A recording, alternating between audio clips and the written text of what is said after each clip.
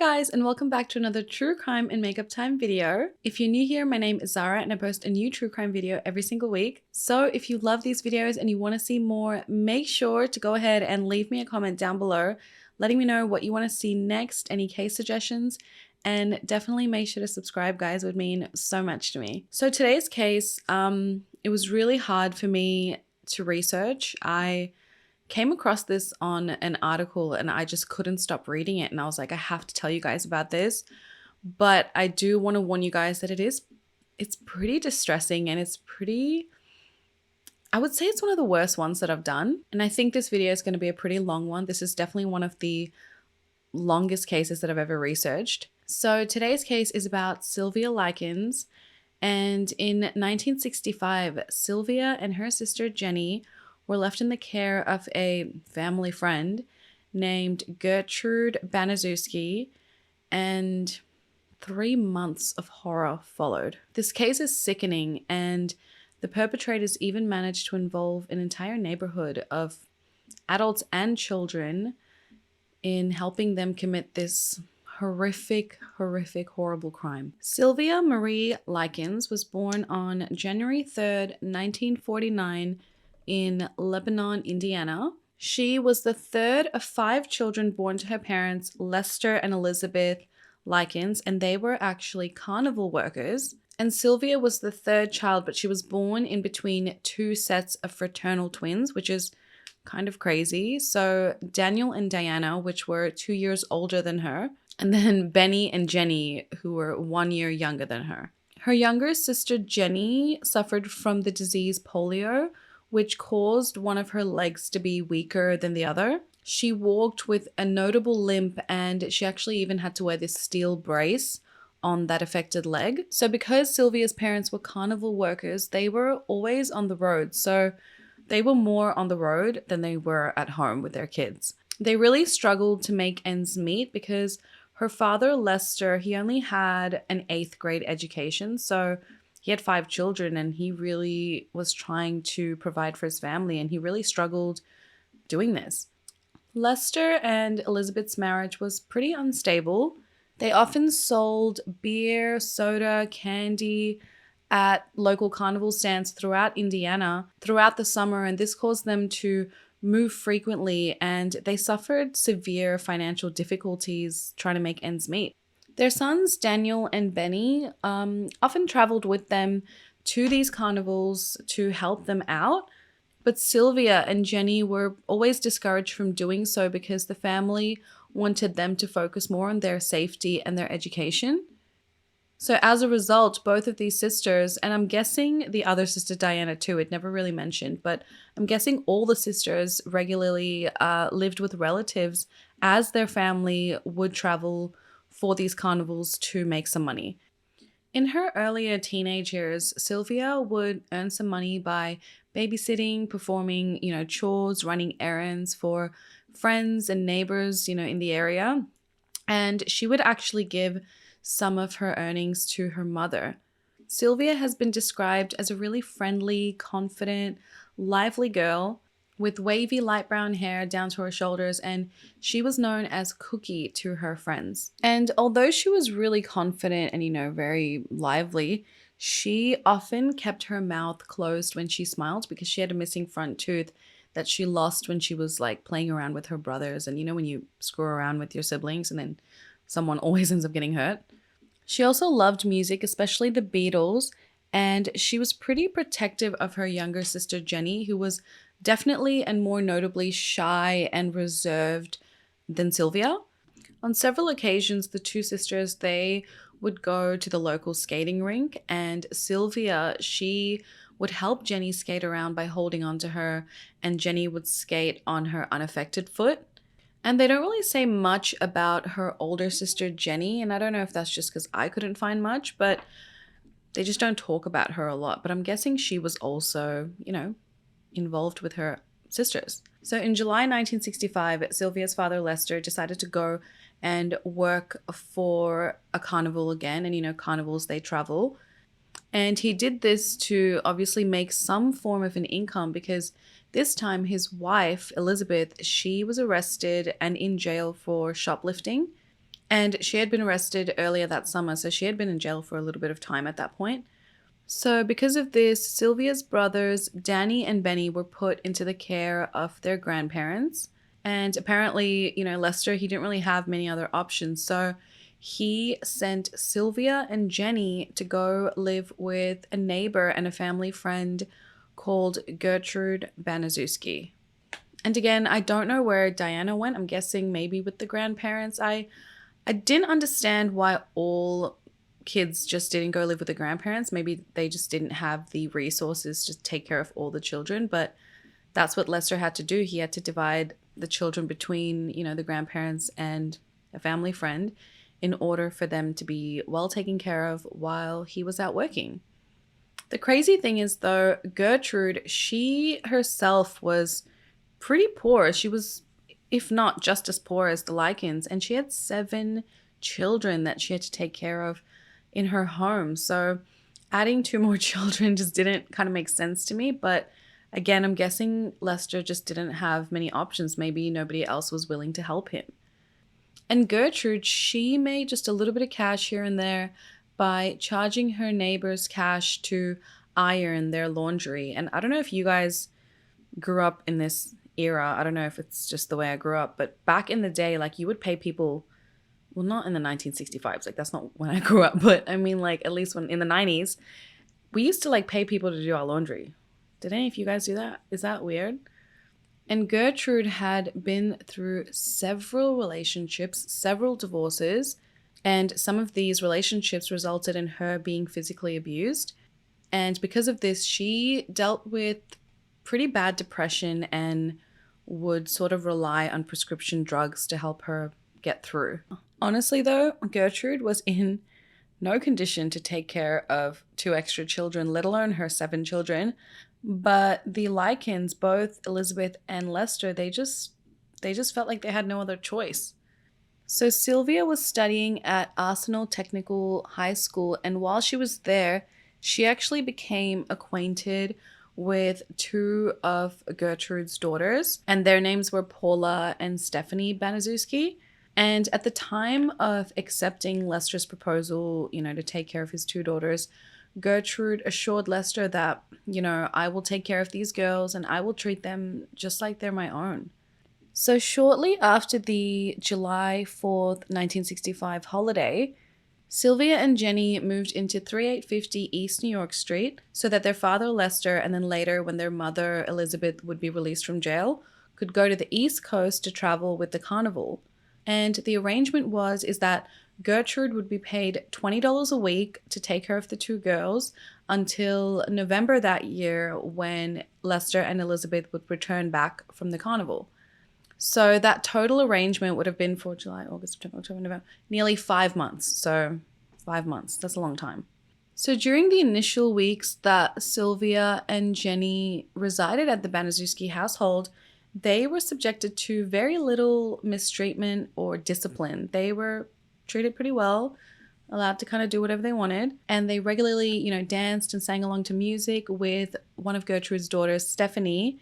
And they participated in like the household chores willingly. They were happy to do it. Both Jenny and Sylvia also regularly attended Sunday school with the Banazuski children. And the pastor at the church, he would like comment on how Sylvia was so devoted to her faith. And one thing that is interesting, before Lester actually left Sylvia and Jenny in Gertrude's care, he cryptically told them that he wanted Gertrude to straighten them out while he left them in her care for $20 a week. So like I said, the first 2 weeks or first couple weeks that Sylvia and Jenny were staying at the Banazuskis, they were treated fine, they were treated kind. But as time started passing on, Sylvia especially would butt heads with Gertrude's oldest daughter, Paula. She was 17. And remember, initially, the deal with Gertrude and Lester was that he would pay Gertrude $20 a week to look after Sylvia and Jenny. And the first 2 weeks, the payments arrived on time. But then after that, the payments started kind of like arriving a couple days late here and there. And That really pissed off Gertrude. Gertrude would say to Sylvia and Jenny, I took care of you two bitches for 2 weeks for nothing. Like, what? So Gertrude grabs Sylvia by the arm, drags her into a room, and closes the door. And Jenny, she was locked outside and she could just sit outside the door and couldn't really do anything except hear her sister Sylvia in the next room screaming. The crazy thing is the $20 arrived the next day, but the torture in that household for these two girls had only just begun. Gertrude then began venting her frustrations on the girls about the money being late. I mean, that was her initial sort of grievance with them, by beating them on their bare butts with various instruments, and one of them being like a 1/4 inch thick paddle, like a wooden paddle. And on one occasion in August of that year, so just like a month in, both girls were beaten like over 15 times with that same wooden paddle. After Paula, the elder sister, the 17-year-old daughter of Gertrude, accused the two girls of eating way too much at a church function they had earlier attended. So then after this, after getting away with this, for nearly a month, she begins to abuse the girls now in just broad daylight. Gertrude was pretty frail, but she actually would use this wooden paddle and also this leather belt that her ex-husband, who was a policeman, used to keep. And when she was too weak or exhausted to beat the girls, her 17-year-old daughter, Paula, would step in, I'm going to help you out, Mom. I'll beat them. By mid-August, over a month into their stay with the family, Gertrude began solely focusing the beatings and her abuse on Sylvia. And this was apparently because of her jealousy of Sylvia's good looks and possible potential in life. Like, her daughters didn't have the same things, so she's going to abuse a girl for having a possibility of having a good life. And this abuse initially took place after Sylvia would attend high school, so when she'd return home from high school, and it would also occur on the weekends for both of the girls.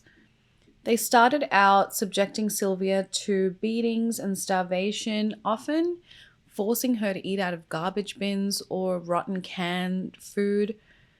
And on one occasion, when I say they, I'm talking about Gertrude and Paula, really, it was mainly them.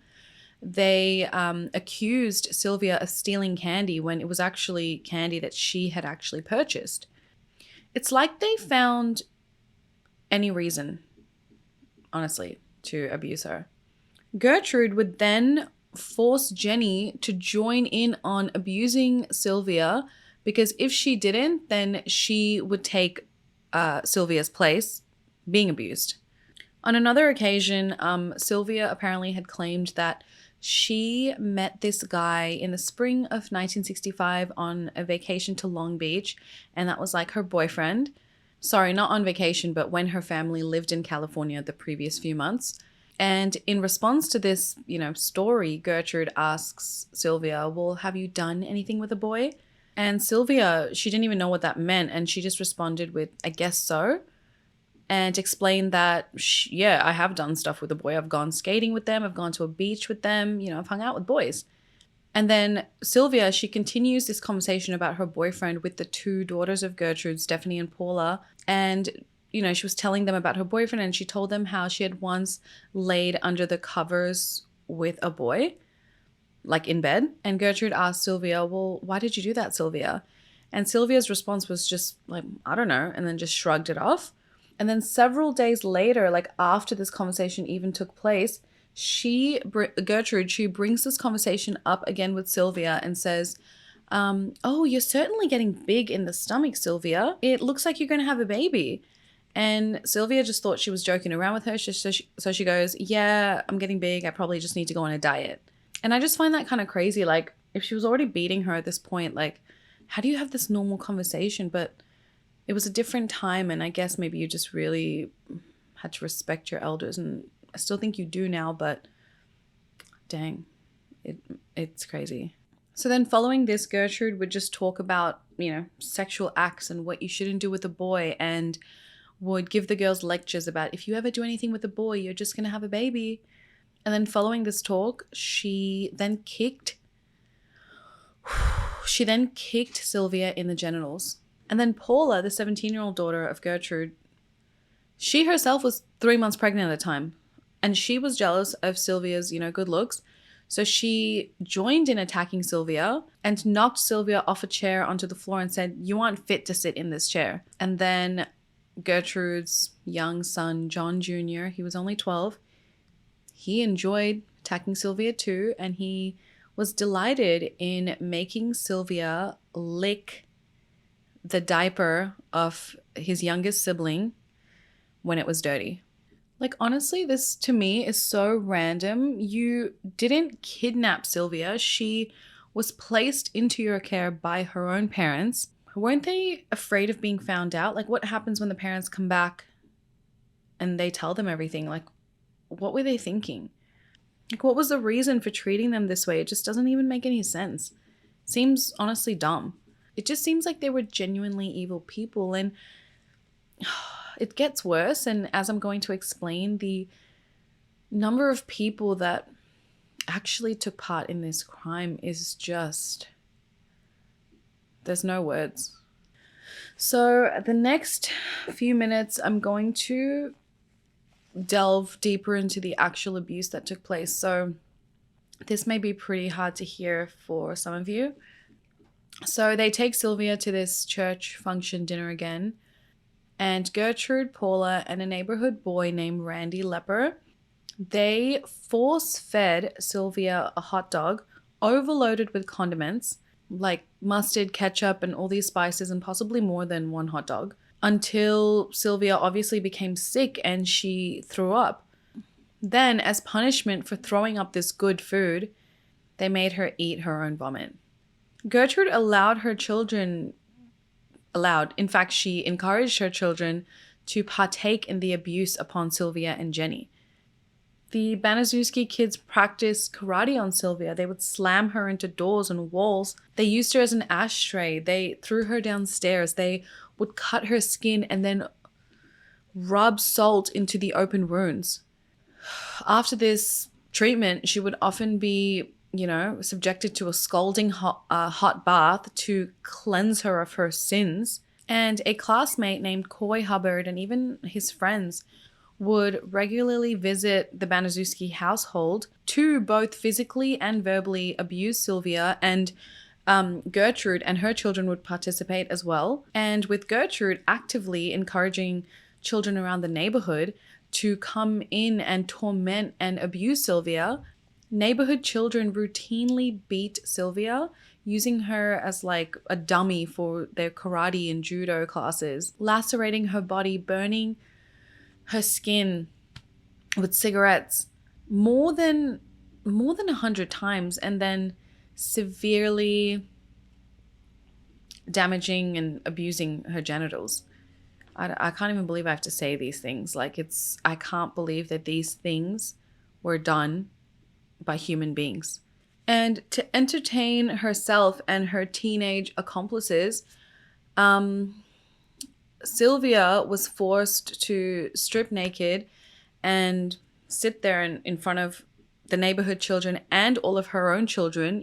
Keep in mind, some of her children were pretty young. Some were still in diapers, So she was forced to strip naked in front of them, sit in front of them, and then shove an empty Coca-Cola bottle into her privates, while all these neighborhood children and her own children were watching.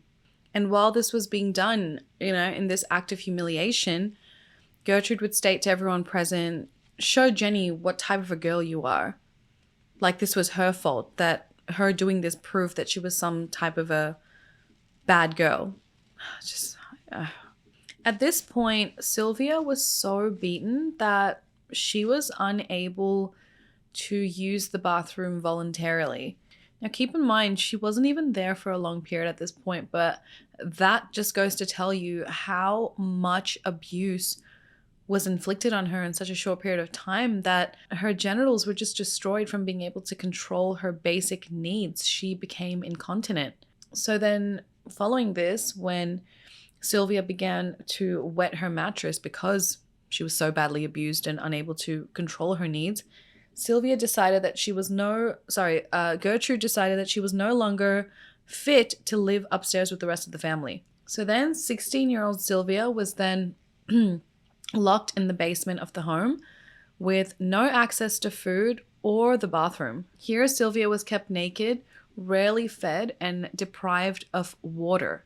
Occasionally, she was tied to the railing of the basement stairs, and the way she was tied, she was basically hanging. Her feet were barely touching the ground, so she just had to carry all her weight maybe on her tippy toes, if that.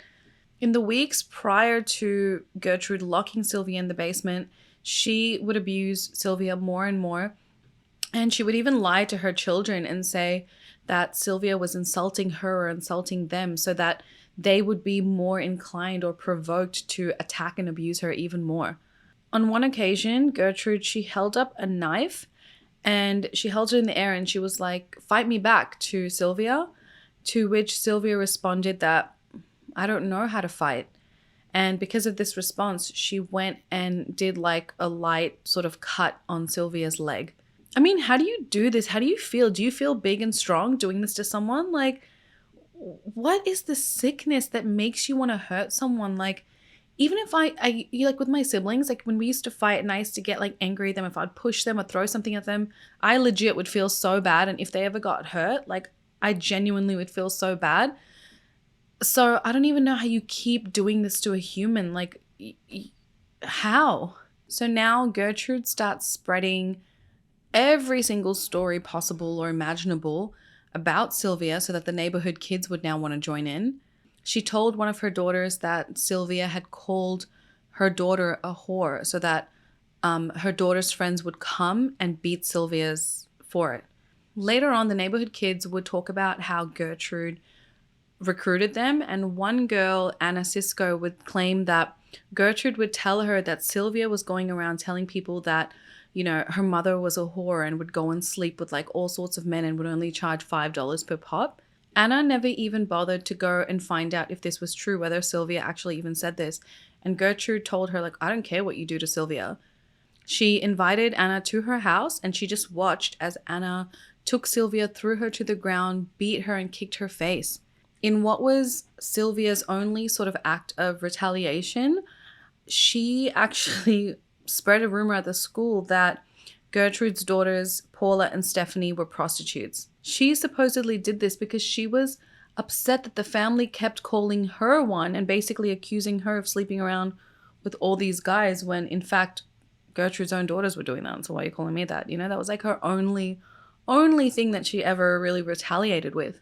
So Stephanie and Paula found out about this because while at school, one of the boys jokingly propositioned Stephanie about this, like, "Hey, I heard you're a prostitute. You know, you want to come give me some?" And then he told her that Sylvia was the one that started this rumor about her. As if Sylvia hadn't been through enough. These freaking people, like, I'm sorry, I don't care if they're kids, if they're considered kids. This is evil. Upon returning home that day, Stephanie questioned Sylvia, like, "Did you start this rumor about me?" And Sylvia admitted it. And in response, Stephanie punches Sylvia, and then Sylvia begins to cry, and then Stephanie also begins to cry after realizing what she had done. And after she admitted it, Stephanie began punching Sylvia, and Sylvia began, you know, she was in tears and she began apologizing and saying, "I'm sorry." And in response again, Stephanie also began to cry because maybe she felt bad for being an asshole. However, when Stephanie's 15-year-old boyfriend heard about this rumor, do you remember Coy Hubbard? I mentioned him before. He began brutally attacking Sylvia, slapping her, banging her head against the wall, and then flipping her backwards onto the ground. And when Gertrude found out, she also began attacking Sylvia using that same paddle to beat her. Like I mentioned before, look at the number of people attacking Sylvia. Like, it almost doesn't seem real. Why didn't they attack her when she was living with her parents, you know, if they hated her so much? I mean, clearly they didn't care about leaving marks on her, to be found out. They were clearly past that point. She was incontinent, for God's sakes. I mean, was Gertrude the sole influence? On one occasion in September, this is probably like July, August, so 3 months into their stay with Gertrude, the sisters, they bumped into their older sister Diana at a local park, and both Jenny and Sylvia began telling Diana about the abuse they were enduring at the hands of their caregiver Gertrude. And they even said that Sylvia was being specifically targeted for physical abuse, and almost always for things she had never even said or done. Neither of them actually told Diana the address that they were living at. And initially Diana was just like, oh, you girls are just exaggerating, and didn't believe them. And what I think is strange about that, I mean, didn't you see the marks on your sister? Like, was her face just perfect and she was covered in clothes? Like, why would you not believe your siblings about something like that? I found that weird.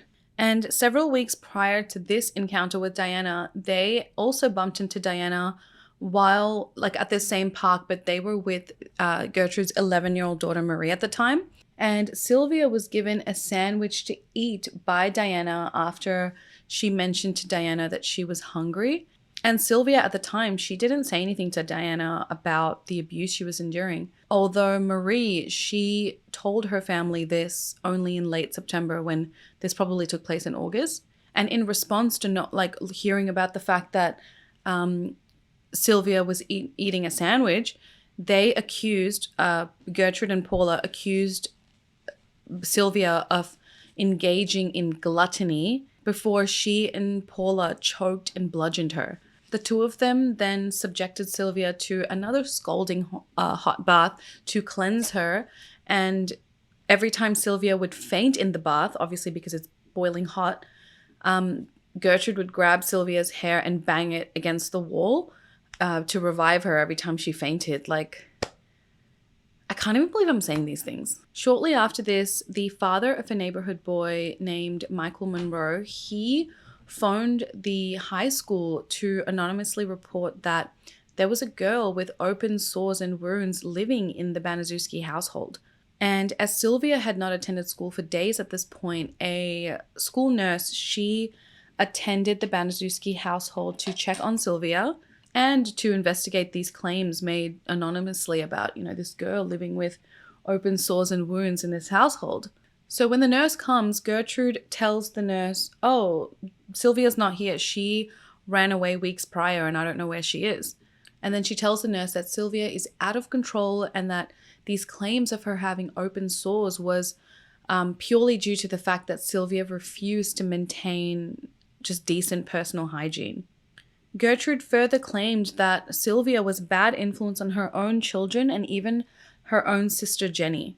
And that nurse who, entered the home, and she obviously didn't see Sylvia because Sylvia was locked in the basement, decided on her investigation that nothing was wrong. And then following this, the school made no further investigations as to the whereabouts of Sylvia. I mean, she's not attending school. You're just going to be like, I don't know where she is.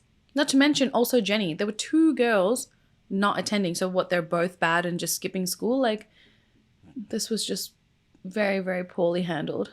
Now, the direct neighbors of Gertrude were a middle-aged couple named Raymond and Phyllis, and both of them initially viewed Gertrude as the ideal caregiver for the two sisters, Sylvia and Jenny, when they had visited Gertrude's house earlier on when the two sisters were in her care. However, on both occasions, this couple witnessed, and they visited Gertrude's home twice, and on both occasions, they did witness Paula severely abusing Sylvia, who on both occasions had a black eye, and Paula apparently openly bragged and boasted about how she would mistreat Sylvia. And when they visited Gertrude the second time, they both observed Sylvia to be super meek, weak, and almost in a zombie state. And knowing this on two occasions, they never reported this mistreatment to the police. And honestly, people like this, when it's just as clear in their faces, I believe they're honestly just as responsible for this abuse. They claimed not to report the abuse because they apparently feared for their own lives. So now early October 1965, about a month after Diana last saw the girls at the park, she finds out that the girls are living at the Banazuski residence. So she visited the property because obviously 3 months she hasn't had any contact with them. So she attempted to make contact. And when she went there, she attempted to speak to the girls, and she asked Gertrude, like, hey, can I just come and see my sisters? And Gertrude refused Diana entrance into the property, claiming that she had received confirmation from her parents that neither of the siblings were to see Jenny and Sylvia. She then ordered Diana to get off her property. And then around 2 weeks later, she bumps into Jenny and she asks Jenny, like, how's everything? What's going on? How's Sylvia? And Jenny says, I can't tell you or I'll get into trouble. Jenny would later say how Diana would sneak food into the basement where Sylvia was to feed her and help her. But again, Jenny, you know about this abuse. What's going on? Why not report this to the police? Why not call your parents and tell them to come back? Like, I just don't understand. I don't understand this. On another occasion, Paula, she beat Sylvia so hard with her fist that she actually broke her wrist because she was primarily focusing the blows on Sylvia's like teeth and eye socket. So you would think that that would be like, dang, I really beat her. I need to stop. No.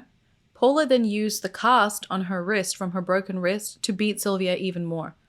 Gertrude would repeatedly accuse Sylvia of being sexually promiscuous. I mean, how? Nothing works and she's always freaking at home locked away. And she would always rant about how prostitutes are filthy and how women in general were just filthy. And she would occasionally force Jenny to beat Sylvia herself. And if Jenny didn't comply, then she would beat Jenny. Gertrude then eventually completely stopped Sylvia from attending school. So we already knew that. Sylvia wasn't attending school. But the reason why she stopped her was because Sylvia had stolen a gym tracksuit. And she stole this because she said that Gertrude refused to buy it for her. So that's the reason why she stole it. And then for this act of theft, Gertrude then used that police belt from her ex-husband to beat Sylvia. And then she would quickly switch the conversation into the evils of premarital sex and then kick Sylvia in the genitals, because let's damage her even more. While Stephanie, the younger sister of the younger daughter of Gertrude, would rally to Sylvia's defense and be like, she didn't do anything, just stop. Because it seemed like Stephanie was the only one who kind of was like, what the frick is going on, But that wasn't enough. So Gertrude then takes Sylvia's fingertips and burns them to prevent her from stealing again. And apparently a few days later, she also beats Jenny because Jenny stole a single tennis shoe to wear on her good foot because she probably didn't have proper things to wear. And yeah, she beat and whipped her, and she even whipped Sylvia for the theft, which I didn't mention earlier. Just adding to the list. And it seems like this torment, this treatment of Sylvia was only momentarily paused when the Banazuskis were watching, their favorite TV shows. That's when everything should stop. And as if it's not bad enough, neighborhood children would get charged 5 cents a piece to come and watch Sylvia's display on her body of all her wounds and her scars and her cuts and her abuse.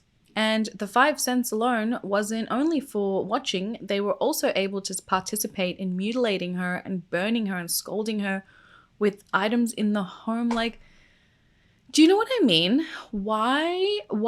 If someone offered me to come and do that, even if I was like 8 years old, I wouldn't be like, hell yeah. I'd be like, what? Like, even at that age, is that just how we were raised? Is that just how these children were raised? It can't be that the entire neighborhood are just a bunch of scum. Like, it just can't be. But at the same time, it was. And throughout her captivity in the basement, Gertrude would recruit these neighborhood kids and do these horrible things to her and beat her, burn her, scold her. They would put her in these scalding hot baths with these freaking kids, these neighborhood kids. They would rub salt into her wounds, and at the end of the torture, they would give her half a cup of water, being like, that's the only thing you're going to get for the rest of the day. Imagine getting half a cup of water for the entire day. On October 22nd, John Banazuski, Sylvia's son, tormented Sylvia by offering her a bowl of soup to eat. But he said the only way you're allowed to eat this soup is using your fingers. So at this stage, Sylvia was suffering from extreme malnourishment. So when she began to attempt to actually eat this bowl of soup, John quickly took it away, being like, no, no, no. Like, what a... Oh. Gertrude eventually allowed Sylvia to sleep upstairs with the rest of the family if she promised not to wet her bed and if she learned how to control it, which, if you're incontinent, how do you control that? But before going to bed that night, Sylvia whispers to Jenny, like, please, please give me a glass of water, and Jenny did. I could not watch my sibling go through this. I'm telling you, as much as they piss me off sometimes, like, there's no way I can watch any human, let alone my sibling, go through this. So, like I mentioned before, Gertrude kept telling everyone how sexually promiscuous Sylvia was. So she tells her children that Sylvia is a prostitute, and she mentions to Sylvia, you're a prostitute. Now I'm going to brand you. She then began carving the words, I'm a prostitute and I'm proud of it, into Sylvia's stomach with a heated needle. And then she got Ricky Hobbs, a 14-year-old boy from the neighborhood, and her 11-year-old daughter Marie to finish the job because, you know, her hands were tired. In what Ricky would later insist were just short and light engravings and markings, he continued to dig this hot needle and brand Sylvia with these horrible words as she clenched her teeth and moaned. I don't even know how she sat there allowing someone to do this, you know? I mean, she wasn't allowing them. They were doing it. Both Ricky and then Gertrude's 10-year-old daughter, Shirley, they're getting younger by the minute, then led Sylvia into the basement where they attempted to use like this anchor belt to like brand and burn the letter S underneath Sylvia's left breast. And you know, the anchor, like the shape of an anchor, so they were using the top part. So they did the top part this way, but then they like messed up because they're stupid idiots. And they ended up burning the number 3 instead of the letter S. And yeah, this was a deep, deep burn scar. And a 10-year-old and a 14-year-old were doing this. Gertrude would later taunt Sylvia, being like, who's going to marry you now? Look at the words carved in your stomach. Like, it was her fault. You're the one that did this to her. And Sylvia would just respond with like, yeah, I guess there's nothing I can do. No one's going to marry me. And then later that day, Sylvia was forced to lift up her shirt and display these brand new carvings on her body to the neighborhood children, with Gertrude claiming that Sylvia received these carvings at a sex party that she had attended. Again, it's her fault. It's all Sylvia's fault, you know, guys. Come on, Sylvia's fault. Now, I know you guys, you know, some of you get annoyed when I say things like, why didn't they do anything? And I'm sorry. It's for me, it just seems so hard to believe that you wouldn't try and help yourself, you know what I mean? But then again, I've never been through something not only like this, but other cases that I've talked about. I've never sort of been a victim, so I don't really know what that would feel like. So in this case, the girls, they were too afraid to report anything to the authorities and stuff. And I think it is mainly due to the fact that Gertrude and the girls would threaten them that if they did, they were going to get even more badly beaten, which doesn't make any sense now. But when you are, you know, suffering all this abuse, like, you'll believe anything, right? Because it's so horrific in the moment that you'll just believe what you have to believe. And it's insane how much fear can really cripple a person. I mean, I'm a full snitch. I'm going to snitch on your ass. Like, I'm going to say something. Like, I feel like I'm already getting so severely abused that what's the worst? Like, what more could happen, you know? So I would just want to tell someone. Like, reaching out to help from someone is better than what me and my sister are going through, you know? I would beg for my parents to come back, and Jenny was too afraid to do this because Gertrude would threaten her that if you do anything and if you say anything, you're going to get abused just as badly as Sylvia is getting abused. Jenny was also bullied by girls in her neighborhood, not only because of her limp due to polio, but she would also get bullied and beaten if she ever alluded to or mentioned Sylvia's situation and what Sylvia was going through. So in her defense, even if she tried to talk about what Sylvia was going through, she would get beaten for it. Now, whenever their travel schedule allowed them to do so and gave them an opportunity to do so, Lester and Elizabeth would actually come and visit their kids. And the last occasion that Lester and Elizabeth visited their daughters, Sylvia and Jenny, was on October 5th. And on this occasion, neither of the girls exhibited any type of distress to their parents. And this was likely because, both of them were probably in the presence of Gertrude and all her kids, so they were afraid to do so. But what doesn't make sense to me is, weren't Sylvia's injuries visible? All she had to do was lift up her shirt, But not only that, what about her facial injuries? What about hands? What about her fingertips being burned? Like, wasn't all this visible? And if you know your children, can't you see the distress in their eyes, the pain in their eyes? Like, they're not normal. Sylvia was a lively, confident girl. I'm guessing at this point she definitely wasn't. You didn't notice anything? And almost immediately after the parents left the Banazuski household after their last visit, Gertrude immediately turns to the girls and goes, "What are you going to do now? Now that they're gone, what are you going to do about it?" Almost like maybe she was afraid that they were going to say something, and then when they didn't, she was just like, "Well, shit, I got away with it. So what are you girls going to do now?" Can you imagine the fear? Like, now is everything going to get even worse because you're getting away with it for so long that you're just going to do whatever you want now, even more to me? And can you imagine having your parents visit you and you're like, oh, you just want to tell them and they can save you in that moment, you can just say something, but that fear crippling you so bad, like now at this point, you're definitely mentally damaged, It seems like a short period of time, but every single day, even every single week even every single month is bad enough. So now after this last visit, the abuse of Sylvia continued, aided and unrestricted by all those around her. So that same night that Sylvia was branded with the hot needle, the carving into her stomach, she tells her sister Jenny when they're going to bed, she tells her, "Jenny, I'm going to die. I can feel it." And Gertrude at this point now, after inflicting 3 months of abuse on this poor girl, could also tell that Sylvia was going to die. And because of this, to cover her ass, she made Sylvia write a note pretending that she had run away. And this note was written to Sylvia's parents. So the following day after she got branded with the hot needle, Gertrude wakes Sylvia and forces her to write this note to her parents, dictating word for word what should be written on it. And the contents of this letter or note were to mislead her parents into believing that Sylvia had run away from the Banazuski household. The contents of this letter were to frame a group of local boys as to them being the reason for Sylvia's mutilated and abused body, and that this was the reason of this outcome of all the abuse on her body resulted from Sylvia's fault again, agreeing to engage in sexual relations with this group of boys.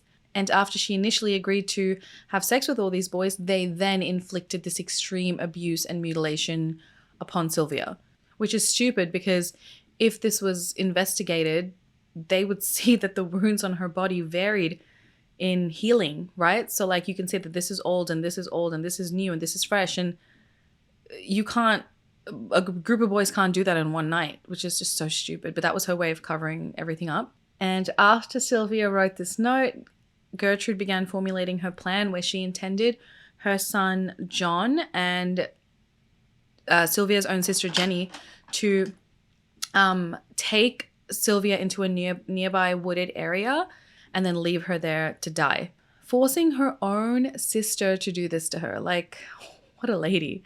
After she had finished writing this letter, she was then again tied to the stairs of the basement, and she was given crackers to eat, and she refused the crackers and she was like, "Give this to the dog, I don't want it." And in response, keep in mind, Gertrude already thinks she's going to die. So in response, Gertrude then shoves the crackers into her mouth and then makes her son John beat Sylvia in the stomach to a girl. Like, so on October 25th, 1965, Sylvia overhears Gertrude and John talking about their plan to take Sylvia to the woods and leave her there and abandon her so that she can die. Sylvia obviously panics, so she attempts her final escape. She attempted to flee through the front door, but because she was so weak, she barely made it. And Gertrude caught her before she could even make it anywhere near the door. And Sylvia was then given toast to eat, but she couldn't even consume anything because she was so dehydrated that she couldn't physically consume any food. So then because of this, Gertrude then begins force feeding her the toast, and as she's refusing to eat, Gertrude takes curtain rods and she starts beating Sylvia's face with it to the point where the curtain rods, you know what a curtain rod is? I know it's hollow inside, but it's a curtain rod. It bent into like right angles because that's how hard she was beating this girl. Then the boyfriend of Stephanie, that freaking Coy Hubbard, him and Gertrude then beat Sylvia till she passed out. Then when Sylvia finally came to, I feel like I'm going to throw up even saying this, but as she came to, Gertrude then stomps on her head and then drags her into the basement. This is pure hate. Like, they really hated Sylvia, and for what? Like, this is hate, you know? And I'm really sorry, guys. Everything's really graphic, but I feel like this has to be told. That evening, Sylvia desperately tried to alert neighbors by screaming and hitting the walls in the basement, but obviously no one came to her help. And one neighbor says that they actually heard the noise coming from the basement, but then when that noise randomly stopped at around 3 a.m., they just decided not to report anything to the police. I mean, they heard someone screaming, but they were like, yeah, it stopped. It's probably all fine now. By the morning of October 26th, Sylvia could no longer even speak, and she couldn't even move, like she couldn't even coordinate her limbs properly. She was so damaged. So Gertrude then moves her into the kitchen, and because she couldn't even sit, she like propped her back up against like a wall, and then she tried to feed her a donut and a glass of milk. And then when Sylvia couldn't freaking eat, she was frustrated, so she picked up Sylvia and she threw her against the floor again. It's like, you keep beating her, but then you're frustrated at her for being beaten, and it just doesn't make any sense. And after Sylvia couldn't even like hold the glass of milk, like she literally, it's my coffee, she literally couldn't even like coordinate it to her lips. Like, I don't know what she was doing, but she probably couldn't even get it to her lips. Sylvia grew frustrated with her and then threw her in the basement again. And then shortly thereafter, Sylvia became super delirious. She was moaning, mumbling. And so Paula asks her to recite the English alphabet, and Sylvia couldn't even do that. And Sylvia couldn't even physically like pick herself up from the ground. So in response, Paula verbally threatened her, you better get your ass up or I'm going to do a long jump on you. Do you guys know what a long jump is? What? So then Gertrude tells Sylvia, who at that point, she went to the bathroom on herself, so she defecated on herself. She ordered Sylvia to clean up her mess. Sylvia can't even move. What is wrong with these people? That afternoon, a bunch of Sylvia's tormentors gathered in the basement to watch Sylvia, and Sylvia would like jerkingly move her arms up and like point at the people, being like, trying to like identify who they were and being like, you're Ricky, you're Gertie. And Gertrude would get pissed off and be like, shut up, you know who I am? Like, stop pretending. And then a few minutes later, Sylvia attempted to eat this rotten pear off the ground. And as she was biting into it, she couldn't even bite into it because her teeth were so loose. You guys, like, I can't. And upon hearing that Sylvia couldn't like bite into it, Jenny says to Sylvia, don't you remember, Sylvia, your front tooth was knocked out when you were little? And then Sylvia just lay there, and Jenny left Sylvia in the basement to go and perform some of her gardening chores that she had to do for the neighbors. In an attempt to, wash or bathe Sylvia, John takes a garden hose that was lent to them by Randy, one of the neighborhood kids, and like hoses and sprays Sylvia with it. And during this time, Sylvia was desperately trying to avoid it and like crawl up the basement stairs and escape, but she couldn't do it. And she couldn't do it because she collapsed before she even reached the stairs of the basement. And in response to her collapsing, Gertrude then stomps on her head and then just like stares at Sylvia like, hello, get up, Yeah, okay. And shortly after 5:30 p.m. that day, Ricky Hobbs, he comes downstairs, and as he's running in, he slips on all the water and he falls. And then as he falls, he looks down and he sees Stephanie, Gertrude's daughter, hugging Sylvia. Her body was emaciated and dying. And Stephanie was crying and cuddling her because she had been ordered by Gertrude to clean her up, but she couldn't do it. She was so upset. Stephanie and Ricky then decided to give Sylvia a warm, soapy bath and dress her in fresh, clean clothes. And they laid her in a mattress in the bedroom upstairs, in a new bedroom. And Sylvia whispered to them, "I wish my daddy was here." And she asked Stephanie to take her home. And Stephanie, I'm guessing at that point, the younger sister, Shirley, the 10-year-old, came in, and Stephanie looks to Shirley and is like, "Oh, she'll be right. She'll be fine. It's all good. Don't worry about it." Sylvia was dead by October 26th, 1965 from a massive brain hemorrhage, shock, and malnutrition. After over 3 months of torture at the hands of these sick people, 16-year-old Sylvia finally succumbed to her injuries. When they realized that Sylvia had died, Gertrude then takes a book and starts beating Sylvia's body with it, going, "Faker, faker, wake up, you're faking." And then, she realized she was dead, so she panicked and she told Ricky Hobbs to go and call the police from a nearby phone. So police arrived to Gertrude's home at around 6:30 p.m. and Gertrude then leads them to Sylvia's body. She was emaciated, extensively bludgeoned, mutilated, lying on this mattress. And it was a soiled mattress because you know how some people, when they pass, they soil themselves. And as she leads them up to Sylvia's body, she also hands them this letter that she found with Sylvia, this magical letter.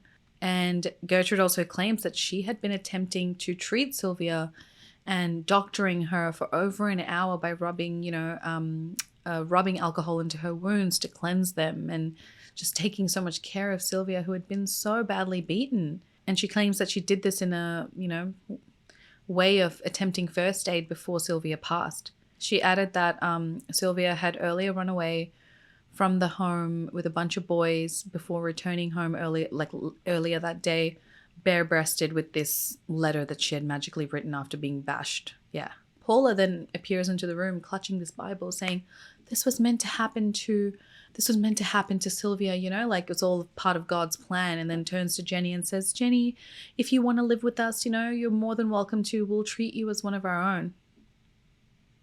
Yeah, right. Don't do it, Jenny. As previously instructed by Gertrude, Jenny then tells the police, like, yep. She recites everything that Gertrude told her, like, yep, this is what happened to Jenny. And then as soon as she gets close enough to an officer, Jenny takes her chance, thank God, and she says to the police officer, "Get me out of here and I will tell you everything." Now, this statement from Jenny that she gave to the police prompted the police to arrest Gertrude, Paula, Stephanie, John, Ricky, and Coy Hubbard, and they were arrested for murder. And other neighborhood kids, I'll read their names, Mike Monroe, Randy Lepper, Darlene McGuire, Judy Duke, and Anna Cisco, the one that beat her for accusing her mother of sleeping with men for $5. Anyways, all those kids were also arrested for injury to a person, but then they were all subsequently released into the care of their parents because they were all young. But they were also under subpoena to appear as witnesses at the trial. And all these minors would just blame Gertrude for pressuring them into abusing Sylvia. The 3 eldest Banazuski children, so John, Paula, Stephanie, and then even Coy Hubbard, the boyfriend, were placed in the custody of a nearby juvenile detention center awaiting trial. And the younger Banazuski children, including Ricky Hobbs, were placed at a Indianapolis Guardians Center, and all were held without bail while they were waiting for trial. Initially, Gertrude denied any involvement in Sylvia's death, but later, by October 27th, which was a day later, she confessed to having known the kids who had done this to Sylvia. And Gertrude stated, "Paula did most of the damage. Coy Hubbard did a lot of the beating. She further admitted to having forced Sylvia to sleep in the basement only when Sylvia wet the bed. And she became super evasive when one of the police officers stated to her, well, Sylvia began wetting the bed due to her extreme mental distress and abuse and damage to her kidneys. That is why she was wetting the bed." Paula, however, lacked any remorse, and she signed a statement admitting to beating Sylvia with her mother's police belt, stating that she did break her wrist on Sylvia's jaw. She inflicted other acts of brutality, including pushing Sylvia down the stairs 2 or 3 times. and inflicting a black eye. John, Gertrude's son, and he admitted to having spanked Sylvia and using his fists most of the time to beat her. He also admitted to having burned Sylvia multiple times with matches, and that his mother would often burn Sylvia with lit cigarettes. And this was really, really hard to read, the autopsy of Sylvia's body determined that she had suffered over 150 lacerations and wounds to her body across her entire body, in addition to being severely malnourished at the time of her death. The wounds themselves varied in location and severity and different stages of healing, like I was mentioning before. Her injuries included burns, severe bruising, and extensive muscle and nerve damage. Her genital cavity was almost swollen shut, and all of Sylvia's fingernails were broken backwards, and most of the external layers of her skin upon her face, breasts, neck, and knees had peeled or receded back. So this is what I'm saying. No one saw this. The official cause of Sylvia's death was a subdural hematoma because she apparently received a massive blow to the right side of her temple. And I'll keep reading, even though I don't want to, I'll keep reading the autopsy report. It says that she had primarily suffered, the shock she had primarily suffered due to the severe and prolonged damage inflicted to her skin and subcutaneous tissues, severe malnutrition. All of these were listed as contributing factors towards her death, and that rigor mortis had fully developed at the time of the discovery of her body, indicating that Sylvia had been dead, for more than 8 hours by the time her body was found. Although the coroner did note that Sylvia had been bathed, most likely and possibly after her death already, and because of the warm bath and everything, that would have sped up the rigor mortis process. And if you guys don't know what rigor mortis is basically when your body stiffens up. It's no longer limber, and I don't know why it stiffens up, but it just stiffens up, and it's really hard to move the dead person's body. The funeral service for Sylvia was conducted on October 29th, just 3 days after her death. The service was attended by more than 100 mourners, and during her trial, Gertrude pleaded not guilty by reason of insanity, and the defense stated that she's not responsible because she's not all, there in the head. And I agree with that, but I don't agree with the fact that she's not responsible. She definitely is. And like I mentioned before, there were neighborhood kids, several children who were far too young to even be put up on trial. They were so young. And ultimately on May 19th, 1966, Gertrude was charged with first-degree murder. And ultimately on May 19th, 1966, Gertrude was convicted of first-degree murder, and she was sentenced to life imprisonment. Thank you. She was spared the death penalty, even though her own lawyer later admitted, in my opinion, she should have definitely gotten the electrical chair. Paula, her daughter, remember she was pregnant earlier on in the abuse of Sylvia. She had given birth to a daughter during the trial and was convicted of second-degree murder and also given life imprisonment. Ricky Hobbs, Coy Hubbard, and John Banazuski were all convicted of just manslaughter and sentenced to 2 to 21 years in prison, which is that's a big range, all because they were minors. But all three boys were just paroled 2 years later in 1968 because they were so young, they got away with it. Gertrude spent 20 years behind bars, and there was no doubt of her guilt. She was guilty. And the autopsy backed up everything Jenny told the police. Sylvia had died painfully and slowly over the course of several months. In 1971, both Paula and Gertrude were retried, and Gertrude was found guilty again. And Paula then pleaded guilty to the lesser charge of manslaughter, and then her sentence was now changed to 2 to 21 years again in prison. And during her time in prison, she even managed to escape, but then she was recaptured. And after about 8 years in prison, Paula was released, where she moved to Iowa and changed her name and just lives a quiet life now. Yay. Good for her, I guess. Paula also became a teacher's aide, but in 2012, an anonymous caller called the school and tipped in that back in the day, Paula was arrested and convicted of killing a 16-year-old girl, Sylvia Lichens. And due to this, she was suspended from her position. I don't know if she actually lost her job, but she was suspended. Gertrude was granted parole on December 1985 because of good behavior, which I think is a load of crap. And Jenny and a whole crowd of other people all picketed outside, the jail at her release, like, no, she shouldn't be released, but it was too late. She was set free. But 5 years after her release, Jenny was super relieved because Gertrude died of lung cancer. And Jenny sends Gertrude's death notice to her own mother being like, this is some good news.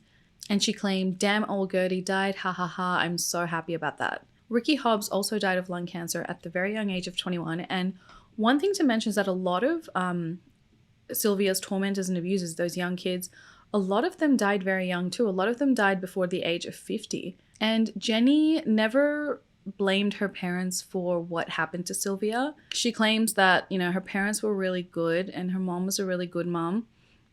And all they did was trust Gertrude. Sylvia Lichens' death is credited with the adoption of Indiana's mandated law, which basically states that if a citizen of the community suspects that a child or a child that they know of is being abused or neglected, that they have a legal obligation that they must report it if they have any indication of it. There was also a 2007 movie on this case called An American Crime, which at first I really wanted to watch it, but now after doing the research of this case and even now talking about it again, like, I don't know if I can watch it, but I feel like it does bring more awareness to what Sylvia did go through, but it's hard to watch.